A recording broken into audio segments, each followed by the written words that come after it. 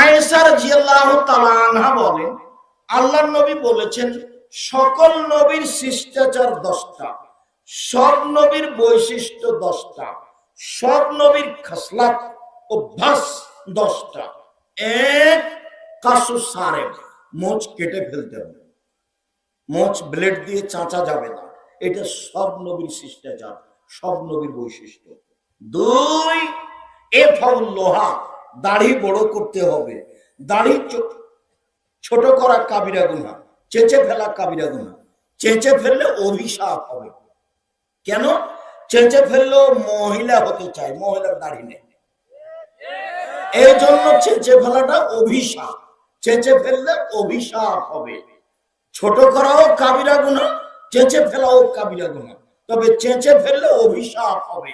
চেঁচে ফেললে চোখের পাওয়ার কমে যাবে, চেঁচে ফেললে স্ত্রী মিলনের ক্ষমতা কমে যাবে। দাড়ি ছেড়ে দিতে হবে নিজ গতিতে, নবীগণের খাসলাত অভ্যাস শিষ্টাচার স্বভাব। তিন, আসওয়াক, মেসওয়াক করা। অন্য হাদিসে এসেছে, আমি ভারী না মনে করলে আমার উম্মতকে 5 ওয়াক্ত সালাতে মেসওয়াক করার আদেশ করে দিলাম। যতবার জিবরাইল আমাদের নবীর কাছে এসেছেন বলেছেন, দাঁত পরিষ্কার করেন, দাঁত পরিষ্কার করেন, দাঁত পরিষ্কার করেন, তখন আমাদের নবী বলছেন, মনে হচ্ছে যে দাঁত পরিষ্কার করতে করতে মুখের সামনের দিক ছিলাই ফেলি নাকি। তাই আমি বলেছিলাম যে মুহাম্মদ সাল্লাল্লাহু আলাইহি সাল্লাম যদি নূরের তৈরি হন, তাহলে তাকে দাঁত পরিষ্কার করতে হবে কেন? জিবরাইল কয়বার দাঁত পরিষ্কার করেন? জিবরাইল কয়বার করেন? একবারও না। কেন? ওর পদার্থ ভিন্ন, ওর তৈরি পদার্থ ভিন্ন, ওটা নূর, ওটা আলো। আর মুহাম্মদ সাল্লাল্লাহু আলাইহি সাল্লাম মাটির তৈরি, এর পদার্থ ভিন্ন, মুখের মানবিক গন্ধ আছে, সেই জন্য ভদ্রলোক এই বাক্য সহ্য করতে না পারে কিনা ধুইয়া দিল। যখন এখন দেখছেন কিছু আলেম ওলামা, কিছু আলেম ওলামা ধুইয়ে দিচ্ছে, তিনিও খুব ধুয়েছিলেন একবারে সুন্দর করে। তা আমি বললাম যে মুহাম্মদ সাল্লাল্লাহু আলাইহি সাল্লামের মুখে মানবিক গন্ধ ছিল, যার কারণেই তিনি ঘুম থেকে উঠলে দাঁত পরিষ্কার করতেন, বাড়ির বাহির থেকে ভিতরে গেলে দাঁত পরিষ্কার করতেন, তারপরে আপনার সালাতের সময় দাঁত পরিষ্কার করতেন।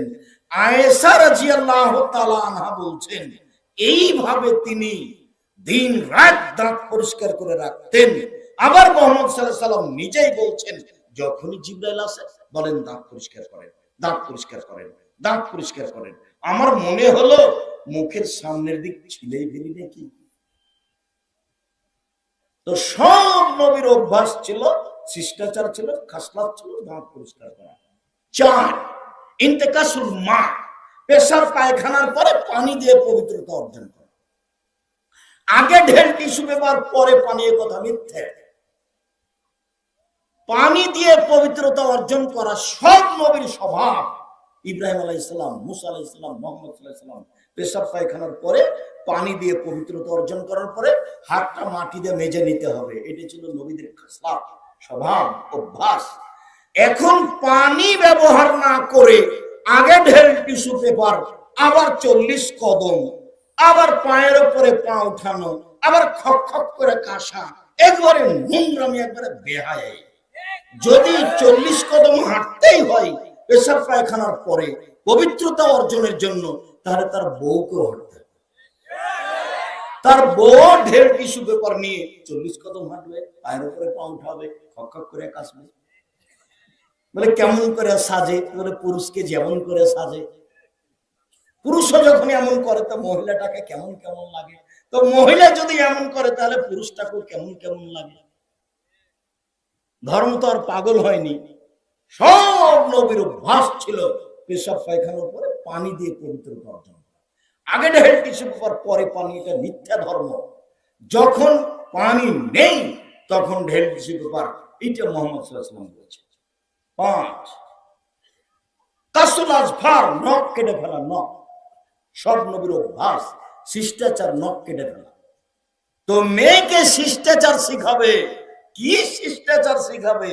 মাও জানে না শিষ্টাচার কাকে বলে, বাবাও জানে না। শুনেছে শিষ্টাচার একটা শব্দ, শিষ্টাচার কি? আরে ধৈর্য শব্দ যেমন সবাই বলে ধৈর্য, কেউ কি জানে ধৈর্য কি জিনিস? ধৈর্য হলো ঘোড়ার ডিম। সবাই বলে ঘোড়ার ডিম, কেউ দেখেনি। তো তাই হলো ধৈর্য। যার যখন সুযোগ আছে সে তখন একবারে ইচ্ছা মতো বলে নেয়, সবাই বলে ধৈর্য। যার যখন সুযোগ আছে সে তখন ইচ্ছা মতো জেল হাজত দিয়ে নেয়, সবাই বলে ধৈর্য। একজন বিপদে পড়লে আর একজন খুব হাসি দেয়, আবার গরু জবাই করে। গরু জবাই করতে আমি নিজে দেখেছি, গরু জবাই করতে আমি নিজে দেখেছি। সবাই বলে ধৈর্য। ধৈর্য কি জিনিস? ধৈর্য কি ঘোড়ার ডিম?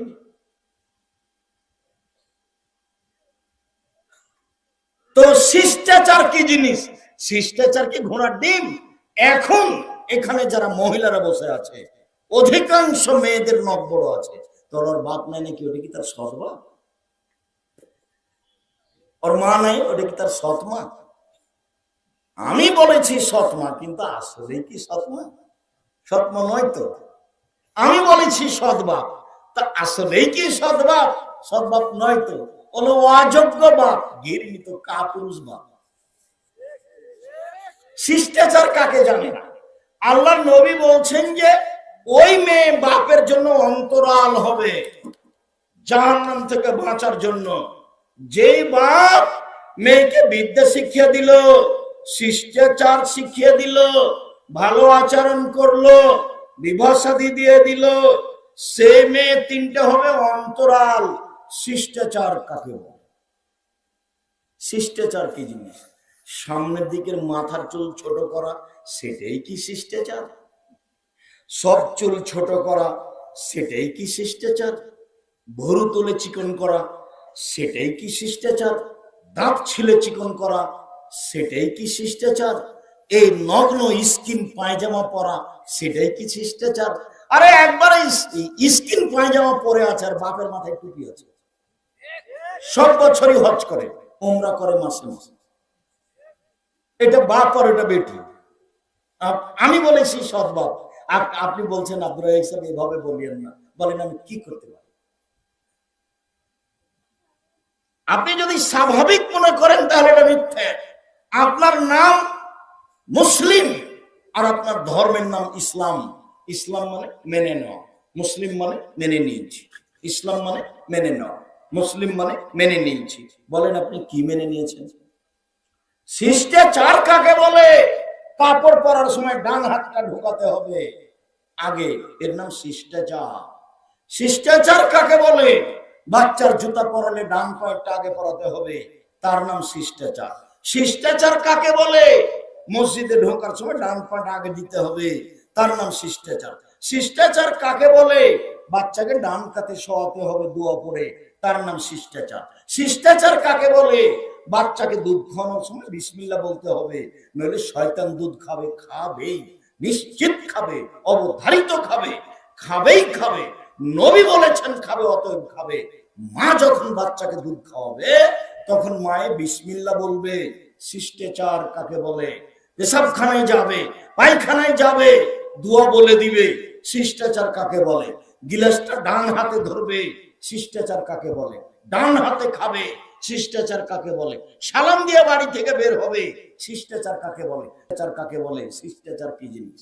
নখ বড় আছে তখনও তার বাপ ভালো মানুষ, তার বাপ খারাপ মানুষ, অযোগ্য মানুষ, ও সৎ বাপ, ও সৎ বাপ, ও মা সৎ মা।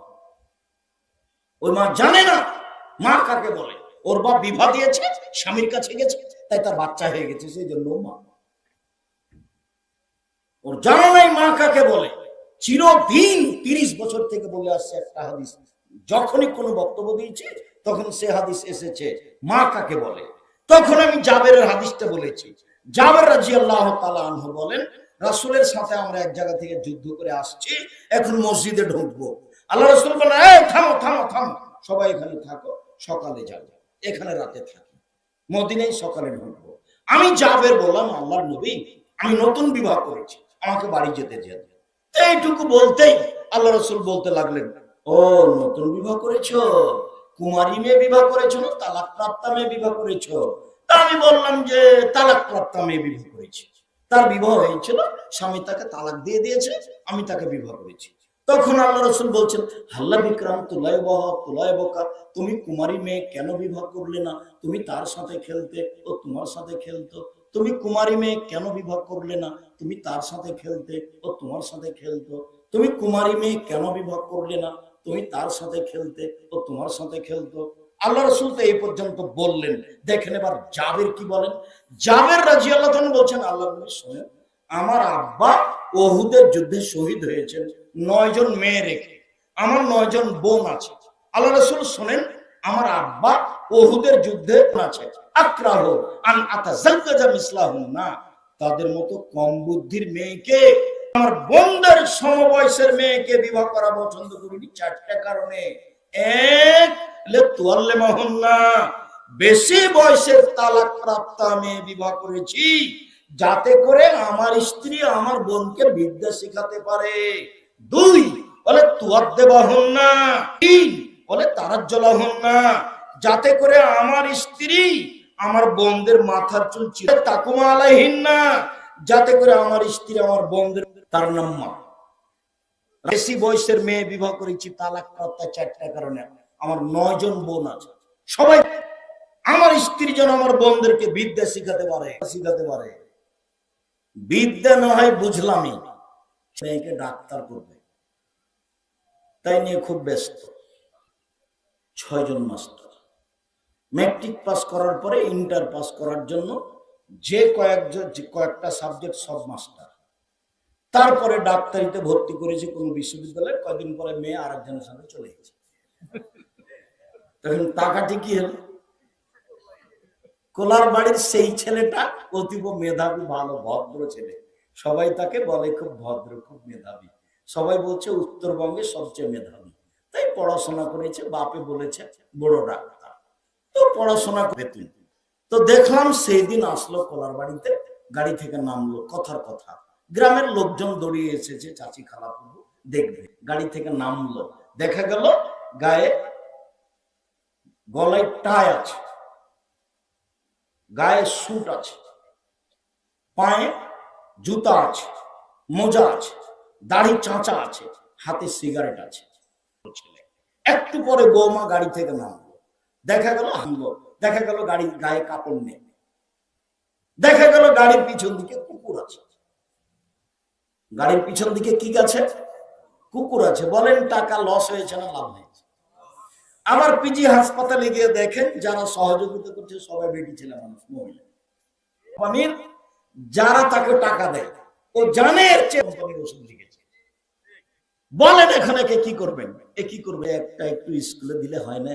বলছে সবাই তো দেয়, কাজে আমি ওই পাতা ছিঁড়ে দিয়েছি, ওই পাতা আমি রাখিনি, তারপর তাকে দেখে ছেড়ে দেবো কি বলতে চায় আমার। শোনো, পরিস্থিতিকে বিদ্যা বুঝলো, মূলত তা বিদ্যা নয়।